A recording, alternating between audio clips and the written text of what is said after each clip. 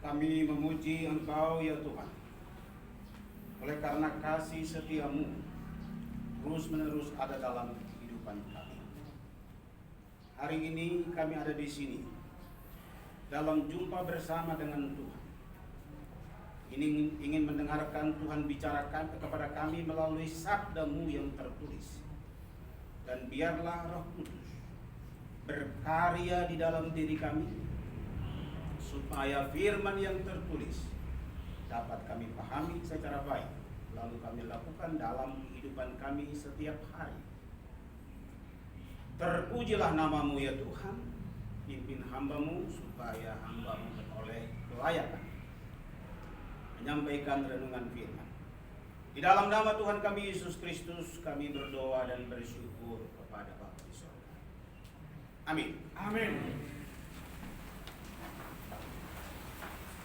Selamat pagi untuk kita semuanya.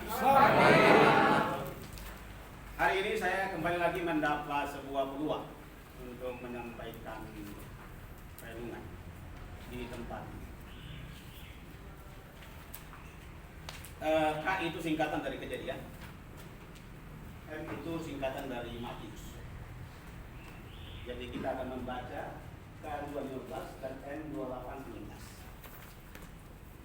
Yang pertama, mari kita membacakan secara bersama-sama Kejadian 2 ayat 15. Karena yang 16 sudah disampaikan oleh Pak Pastor Ikanto pada hari Jumat. Lalu yang kedua, tolong mahasiswa nanti membacakan untuk kita semua. Mari kita secara bersama-sama membaca Kejadian 2 ayat 15.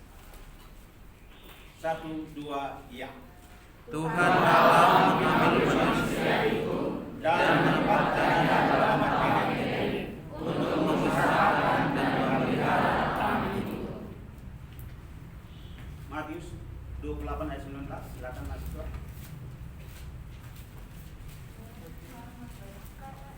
Matius 28 ayat 19. Karena itu pergilah, jadikanlah semua bangsa muridku, dan baptislah mereka dalam nama Bapa dan Anak dan Roh Kudus. Baik, dari dua sabda yang tertulis, tema yang saya beri adalah berpikir korelasi atau berteologi korelasi. Kalau yang berteologi korelasi ini bukan milik saya, itu miliknya Paul Tillich, seorang teolog Jerman. Kemudian dia menjadi warga negara karena ketika Nazi berkuasa, lalu dia dipecat.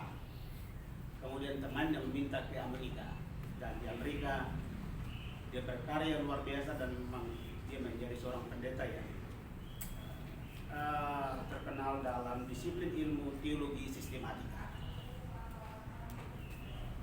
Ya, dengan topik kecil instruksi atas dan bawah, gitu ya. Jadi berpikir korelasi dalam konteks instruksi atas dan instruksi bawah. Ya, moga-moga ini tidak dihubungkan dengan apa yang disampaikan dalam seminar kanker, kesehatan atas dan kesehatan bawah. Dulu ada seseorang yang memang konseling, pendeta juga. Enteng sekali mereka menyebut atas dan bawah. Dia bilang salah untuk si kecil di bawah. Kalau dia lagi keluar daerah, dia bilang begitu. Lalu istrinya juga balas, salah untuk si kecil dari bawah. Tapi saya kira saya agak berat untuk menyebutkan itu. Tapi pokok saya adalah membicarakan tentang instruksi atas dan bawah. Lanjut. Ya, ini sekedar geografi singkat saja yang menunjukkan kepada kita, memang ini saya ambil dari Wiki, bahwa Paul Tillich memang seorang yang bukan orang yang sembarangan dalam sebuah studi akademis.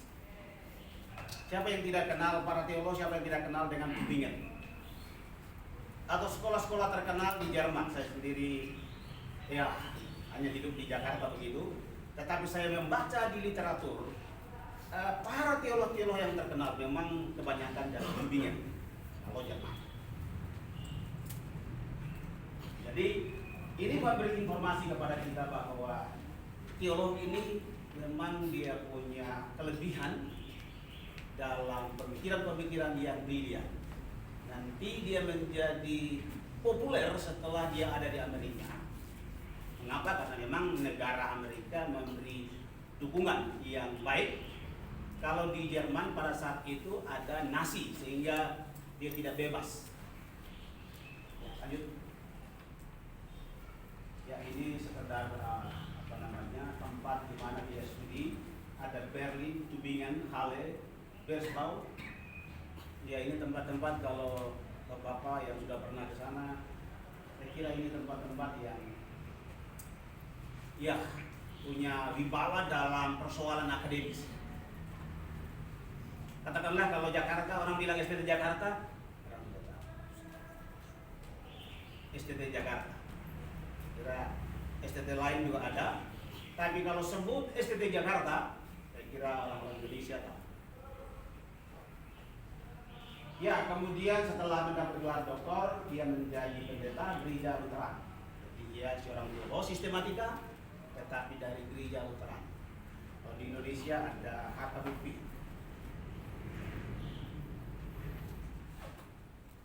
Lalu ketika dia menjadi pendeta, lalu ia menjadi seorang profesor, tetapi kemudian karena beralih dari pendeta ke profesor, ia menjadi semacam pekerjaan yang tidak tetap sebagai pendeta tentara. Tentu tentara Jerman, bukan tentara Indonesia. Ya, banyak kegiatan di universitas yang kemudian membuat dia sangat terkenal. Memang sengaja saya bilang dilansir dari Wikipedia supaya saya tidak dianggap sebagai pencuri akademis. Ya, ini bicara tentang bagaimana dia berhadapan dengan sebuah sistem politik, sebuah sistem pemerintahan yang tidak memberi kebebasan dalam soal orang mengeksplor diri dalam kebebasan akademis. Karena mungkin dianggap bertentangan, lalu kemudian dia dipecat. Lalu karena dipecat itulah ada seorang teman yang meminta kami. Kita lanjut. Ia menerima undangan dari Reinhold Niebuhr untuk mengajar di Seminari Teologi Union di Amerika Serikat. Kemudian ia menjadi warga negara tahun 1940. Apa korelasinya? Ketika ia berada di Jerman dan dia terkenal, dia mengajar di universitas-universitas, tetapi kemudian ketika ia dipecat, maka tentu dia tidak punya pekerjaan apa-apa. Pasti ada, tapi tidak cemerlang sebelum ia dipecat. Orang ternama kemudian dipecat, bagaimana rasanya? Tapi nampaknya Tuhan bekerja di Amerika melalui seorang temannya, lalu dia diundang di Amerika. Jadi di Amerika lah dia menjadi seorang teolog yang populer dengan ini metode korelasi. Itulah sebabnya saya membicarakan tentang berpikir korelasi. Lalu apa yang dimaksud Paul Tillich dengan korelasi itu? Dia bilang kebudayaan dan iman begitu rupa sehingga tidak perlu ditolak oleh kebudayaan kontemporer dan kebudayaan tidak perlu ditolak oleh iman. Jadi ada korelasi antara budaya dan iman. Budaya toh hasil dari berpikir. Iman juga ada di dalam diri seseorang. Jadi tidak dapat dipisahkan budaya dengan iman dalam hal-hal. Mungkin kita bisa keberatan, tapi bahwa ada korelasi ya antara iman dan budaya. Tak ada seorang pun yang mampu hidup di luar budaya. Ia tetap ada di dalam budaya.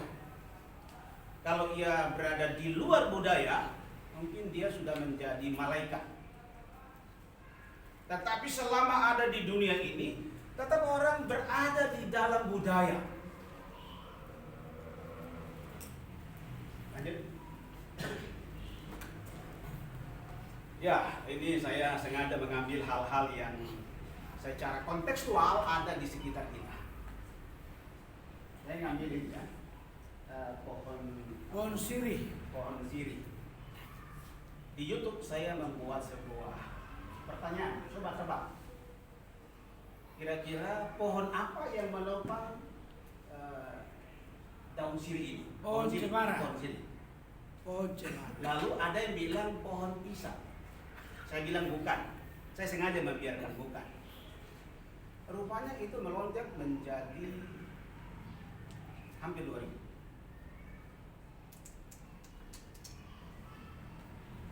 Lalu apa hubungannya dengan konteks korelasi? Mungkin Bapak Ibu bisa setuju dan tidak setuju. Pertama, coba kita melihat dari sisi buah, yang di sana buah sirih. Kita mencari sampai dunia kiamat tidak akan mendapat buah sirih pada sirih yang tumbuh di Jakarta atau di mungkin daerah Jawa. Saya belum pernah mengadakan penelitian, tetapi yang saya tahu sepintas bahwa sirih-sirih yang ada di wilayah Jakarta dan tempat-tempat tertentu tidak ada buahnya. Di Papua banyak. Tapi kalau bicara tentang buah sirih, khususnya untuk kami orang NTT, kami heran mengapa buah sirih itu tidak berbuah. Emang ada, tetapi tidak sebesar seperti buah sirih yang kami lihat di daerah kami di NTT dan juga di Papua. Tapi di Papua saya lihat kecil, tapi kalau di daerah kami dari kecil sampai yang besar banyak. Jadi kalau kita mau mencari buah sirih pada pohon yang sudah super menguasai sebuah pohon yang ya untuk pohon ini kuat, kalau tidak sudah tumbang itu. Jadi kelihatannya adalah pohon sirih. Padahal ada di dalamnya sebuah pohon yang menopang. Sayang pohon itu mati. Karena sedemikian berkuasanya pohon yang di dalam itu mati. Jadi pertama, kalau kita mencari buah, memang kita menyesal dengan sirih yang kita tanam. Tetapi apakah tidak ada manfaat yang lain pada sirih ini?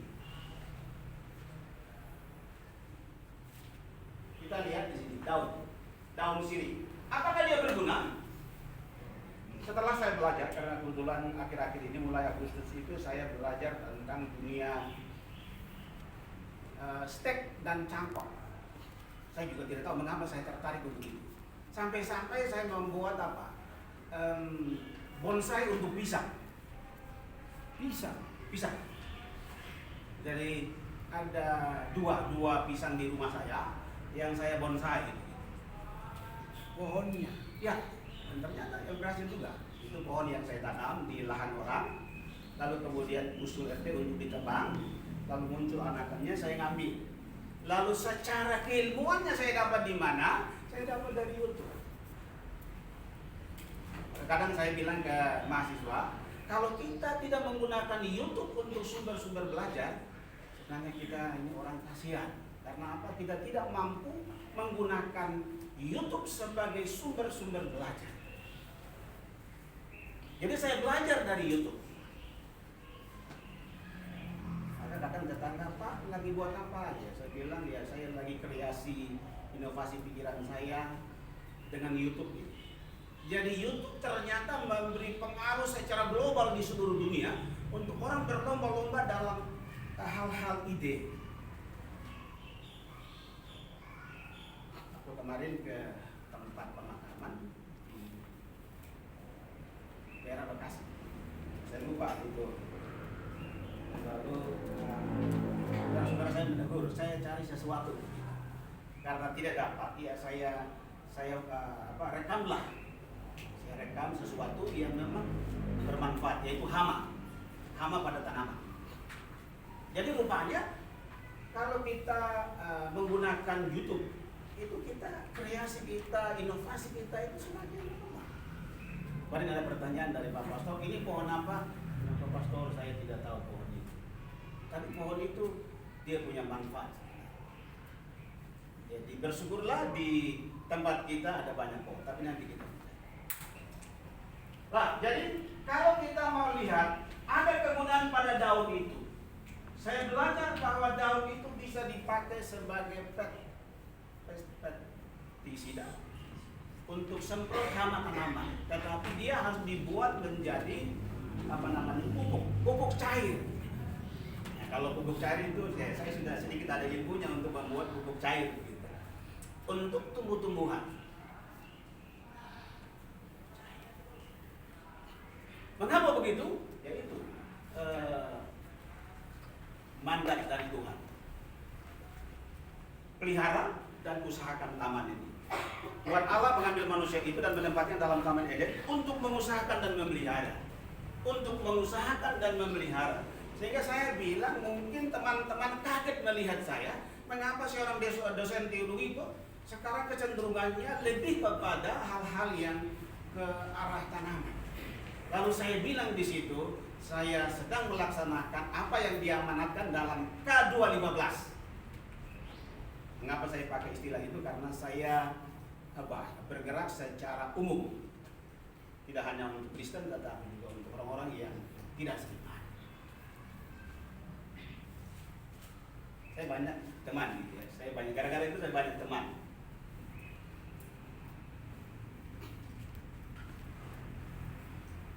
Ya, jadi ada hal-hal yang bisa bermanfaat, walaupun dari sisi yang pertama buah kita kecewa tentunya. Tetapi yang berikut lagi adalah pada soal yang ini, walaupun tidak berbuah tetapi sudah menguasai, berkuasa atas pohon ini. Nah, ini memang mengerikan, sesuatu yang mengerikan. Tidak berbuah tetapi sudah menguasai, dan lama kelamaan saya tidak tahu kapan pohon ini tumbang.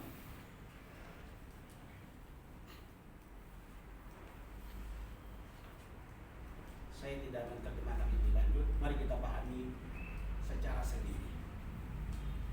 Dia tidak punya buah, tetapi dia sudah berhasil menguasai pohon yang begitu kuat, misalnya pohon cemara. Kalau dilihat dari satu sisi, ada kemarin lihat dari seorang teman saya, dia bilang, teman ini banyak ngomongnya. Kalau bicara uang gampang sekali, menurut dia bisa dapat sekian miliaran katanya. Dia bilang iya. Kita masing-masing punya kelemahan. Banyak ngomong katanya. Yang saya juga tempo-tempo banyak ngomong. Sedikit buah bisa juga seperti ini. Banyak ngomong, sedikit buah. Dalam kerja, ya kita bisa menghubungkan dalam kerja kita. Kalau dari sisi yang pertama buah, lalu kalau dari segi kekuasaan, nah ini tidak hanya kita bicara dalam soal yang kecil ini, tetapi kita juga bisa menghubungkan dalam skala yang lebih luas nasional, secara khusus 2012. Siapa yang akan menguasai? Kekuasaan mana yang akan menguasai dan menjadi presiden?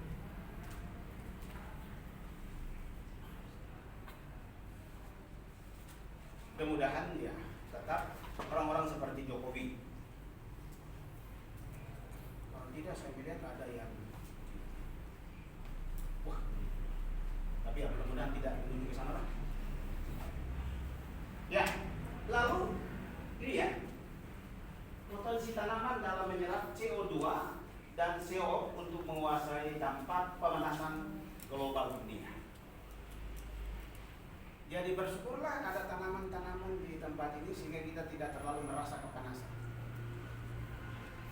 Ada manfaatnya, setiap tanaman yang ada di sini ada manfaatnya. Orang-orang teologi harus apa?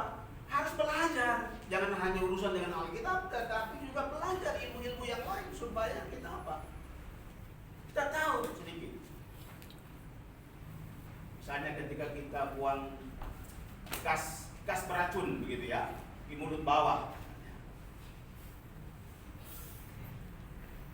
Kentut gitulah. diolah oleh tanaman-tanaman yang ada di sekitar.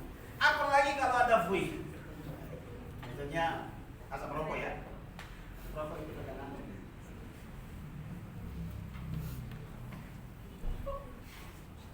ya, jadi ada manfaatnya. Semua yang ada dalam taman kita ini ada manfaatnya. Sehingga pernah kami dalam rapat ada daun apa namanya itu, daun, kalau kami saya sebutnya daun Afrika, daun yang Penyambung nyawa.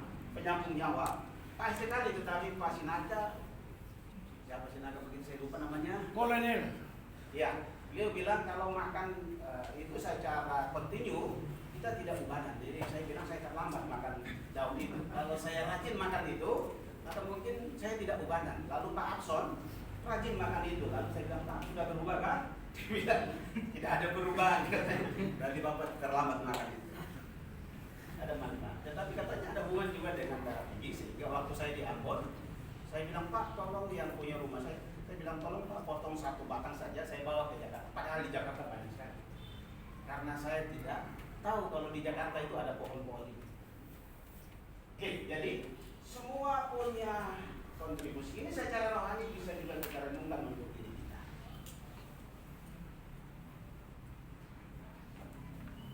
Lanjut.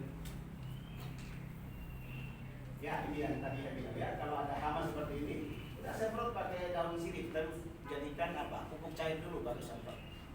Pasti dia pergi. Bagaimana membuat pupuk cair, belajar di YouTube. Jadi YouTube itu dijadikan sebagai sumber belajar. Saya sedang berencana untuk menjadikan YouTube sebagai sumber belajar yang saya buat untuk pengabdian masyarakat. Ya, itu penjelasan tentang hal-hal yang berhubungan dengan CO2 dan seterusnya. Karena saya bukan orang yang ahli dalam bidang pertanian, maka kira-kira ini saya ngambil dari Wikipedia dan beberapa sumber yang lain. Jadi intinya adalah bahwa ya ini ya, CO itu gas karbon monoksida dan karbon dioksida itu CO2 menyerap asap dari mulut. Saya pakai mulut atas maksudnya ini, misalnya merokok dan sebagainya. Kemudian mulut bawah, maksudnya tadi Pak Toto bilang kentut, buang angin, itu diserap oleh tanaman itu. Jadi kalau kita terlibat dalam soal ini, tanaman-tanaman tersebut dikombinasikan untuk apa? Paling tidak dia berfungsi untuk mengatasi pemanasan global.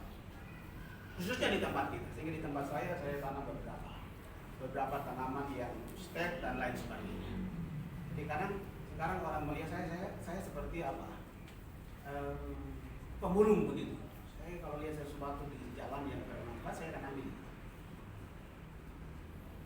Waktu keluar, saya bilang, tukang ojek, Mas, tunggu sebentar ya. Saya ngambil bodahan dari pohon yang ini, tetapi saya belum sukses. Ternyata mati.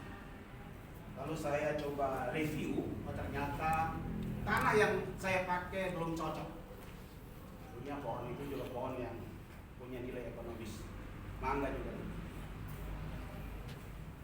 Itu orang-orang Thailand itu mereka bisa buat buah dari bawah sampai di atas. Jadi buahnya tidak di atas, tapi di bawah juga bisa berbuah dengan buah-buah yang bervariasi. Buah mangga, mangga harum manis, mangga kelapa kalau di daerah kami. Mangga yang besar. Jadi mari kita tidak hanya khotbah dan lain sebagainya, tetapi paling tidak kita juga bergerak dalam perintah usahakan dan pelihara. Apa yang kita bisa tanam?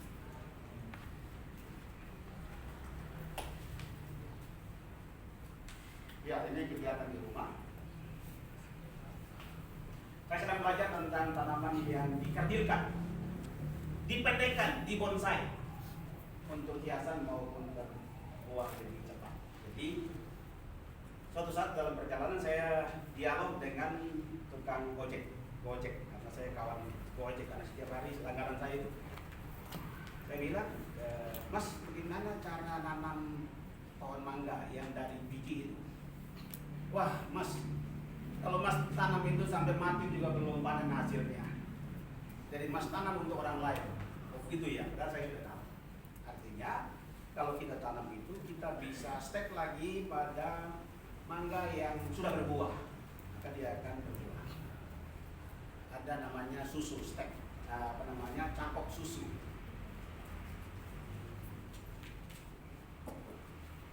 Jadi kita bisa juga membuat pupuk organik padat dan cair dari apa yang ada di sekitar kita, daun-daun hijau, daun-daun kering. Sekarang saya lagi membuat di sebuah ember dan saya taruh di rumah saya untuk pupuk organik. Apakah sukses atau tidak? Saya sedang menunggu 7 hari lalu proses selanjutnya. Ya, kita harus. Lalu tanaman pohon hermeneutika saya sebut begitu. Yang kita lihat di sana pohon Arab. Mudah-mudahan ini menolong kita untuk memahami apa yang disampaikan dalam kitab Kejadian. Lalu ada juga daun ara Israel. Jadi tapi ini bukan dari PGI. Tetapi paling tidak saya pernah makan seperti ini dibawa oleh teman dari Israel gitu. Kira-kira ini menuju kepada pohon ara yang disebut oleh PGI. Ya, lanjut.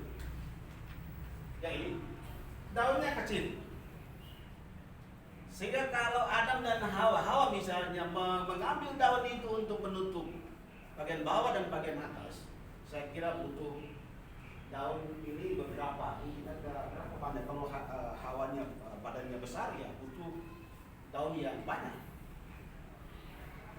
Ya Hawa membutuhkan cukup banyak daun. Kalau Adam ya sedikit bagian bawah. Sehingga apakah yang ada di taman kita yang disebutkan dalam Kejadian 3 ayat 7 ataukah ara Israel? Saya kemudian mencari, ternyata ada macam-macam ara. Ada ara Yordania, ada beberapa daerah Arab. Tetapi nampaknya yang Israel sedikit berbeda.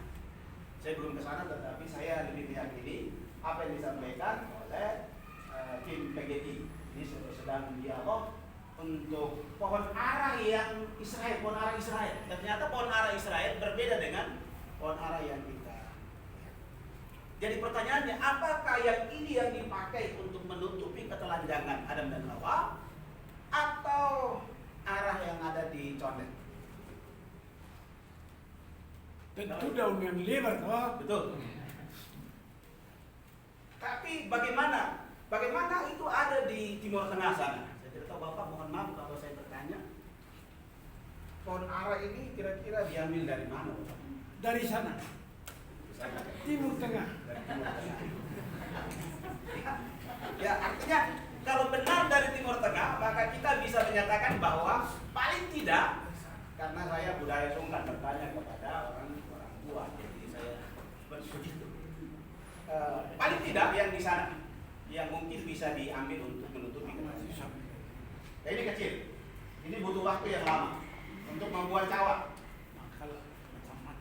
Ya, kemudian saya taruh ini, tinggal kalau tidak percaya lihat di YouTube PGI. Sini.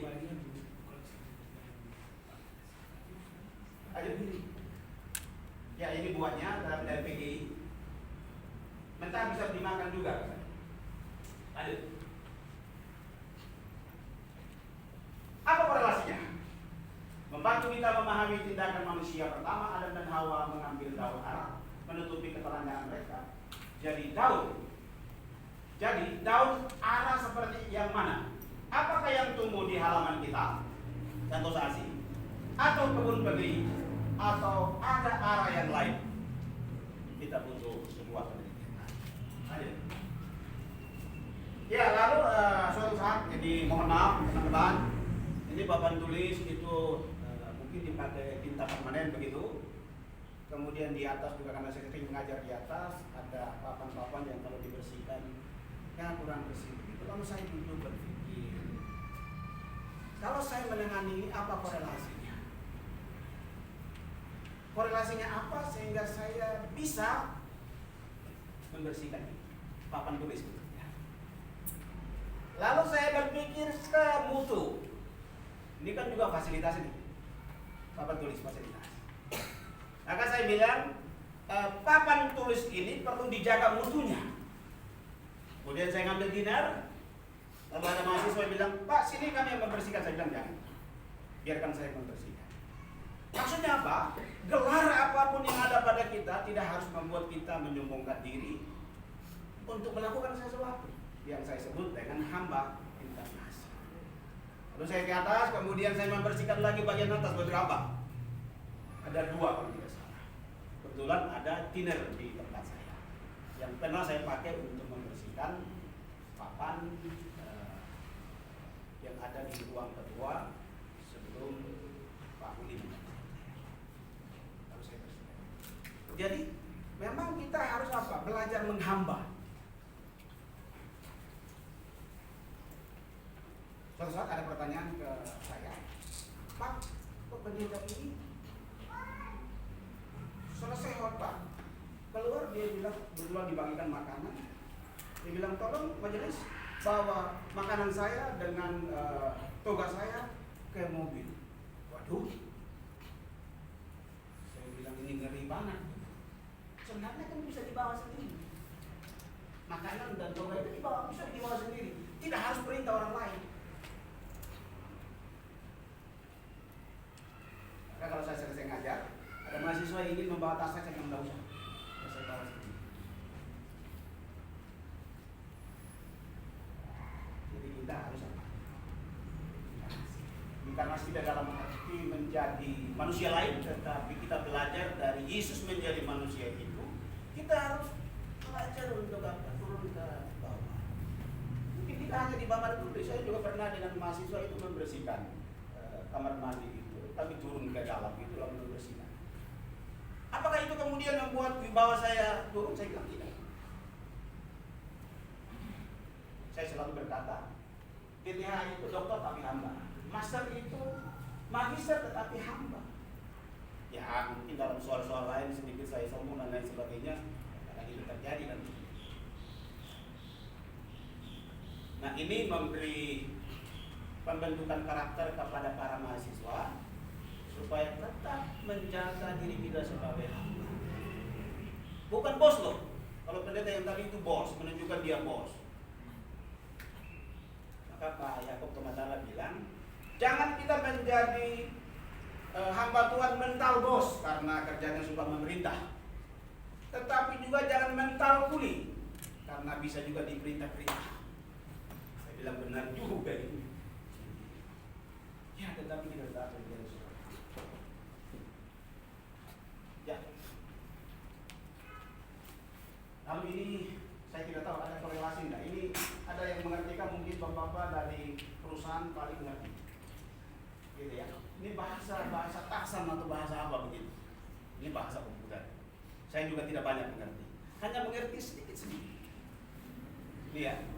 Karena berkecimpung dalam blog, maka saya mengerti sedikit bahasa ini, mengerti sedikit. Apa korelasinya nanti kita melihat? Apa korelasinya saya belajar ini? Ada korelasi. Kita lihat.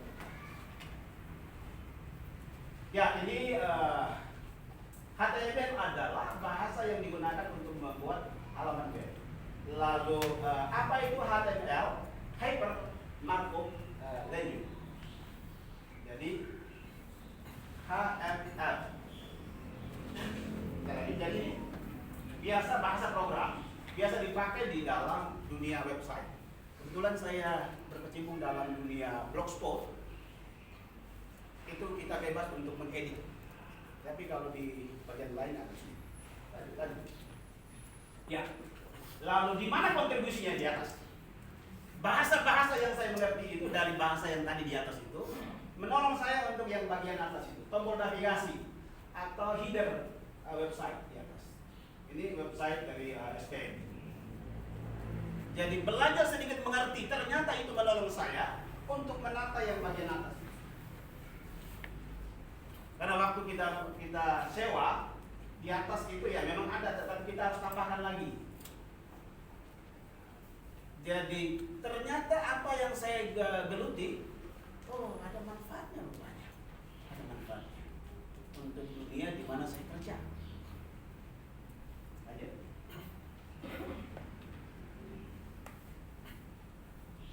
Ya, korelasinya dengan tempat kerja kita, itu saya bisa membuat blog lembaga atau STT. Masih ada sampai sekarang. Itu untuk apa? Komunikasi secara umum, karena ini gratis kita bisa membuatnya. YouTube memang saya belum buat. Lalu website SPMI STT IKSM Santosa ASI. Lalu hubungannya dengan bagaimana supaya orang bisa mengakses website SPMI STT IKSM Santosa ASI. Semalam saya mencari menggunakan keyword atau kata kunci SPMI STT IKSM. Dia berada di peringkat 1 dan 2. Artinya, kalau asesor mencari website SPMI, mereka mudah dapat karena mereka akan pakai tools dari Google. Begitu mereka ketik SPMI STT IKSM, langsung ketemu. Saya bersyukur bahwa itu sudah ada dalam peringkat 10 besar sebelum nanti dikunjungi pada tanggal 26 dan 27. Haleluya. Sehingga ketika mereka begitu klik, langsung ketemu. Amin. Kalau dulu masih belum terindeks, sehingga saya dalam kerisauan. Bagaimana mereka bisa melihat website? Tetapi dengan sedikit trik, maka dia bisa ada di 10 besar Google. Kalau pakai kata kunci SPMI STT ada di peringkat 2, silahkan dicari. Lalu kalau pakai kata kunci dokumen kebijakan SPMI STT, dia ada di peringkat 6. Lalu kalau pakai PPEPP SPMI STT, dia berada pada peringkat 3. Lalu PPEP penelitian STT, dia berada pada peringkat hampir 10 terakhir, peringkat 9. Ada di laman 10 besar dia hanya sampai 10. Lalu lanjut. Ya, jadi intinya apa yang kita kerja ada korelasinya. Korelasinya adalah memudahkan asesor untuk menemukan itu. Lanjut. Ya, kita sedang merindukan supaya jurnal ilmiah. Kita akan dikunjungi tapi kita belum punya jurnal ilmiah. Ini memang risau. Sekolah teologi harusnya punya jurnal. Saya sedang berdoa, Tuhan, berkatilah saya suatu saat kita membuat jurnal sistem penjaminan. Kalau sekiranya Tuhan menolong saya dan berkat seperti bulan Desember tahun 2021, ada yang memberi, begitu panggil saya ke kantor dia kasih 5 juta, saya kaget gitu. Setelah selesai, lalu saya bilang ya sekian saya pakai untuk website. Ya, lalu instruksi atas yang saya maksudkan adalah mandat penginjilan. Tentu kita semua ada di dalam kerinduan besar, kerinduan ilahi supaya kita menyampaikan kabar baik dari Yesus Kristus kepada orang lain. Sehingga baik instruksi atau mandat bawah terpanggil untuk melakukan sesuatu yang bisa kita kontribusikan. Tetapi kita juga terpanggil untuk memberitakan kabar sukacita. Jadi kalau ada di sekitar kita tanaman-tanaman yang kita bisa tanam, silakan, karena itu punya kontribusi. Seperti yang ada di STT IKSM. Ada pohon ara, pohon siri. Ini kalau berkata untuk apa tanam-tanam itu di situ, tapi ada kontribusi. Saya di ruang atas itu, ya terbantu dengan, walaupun kadang panas, tetapi ya pada jam-jam tertentu.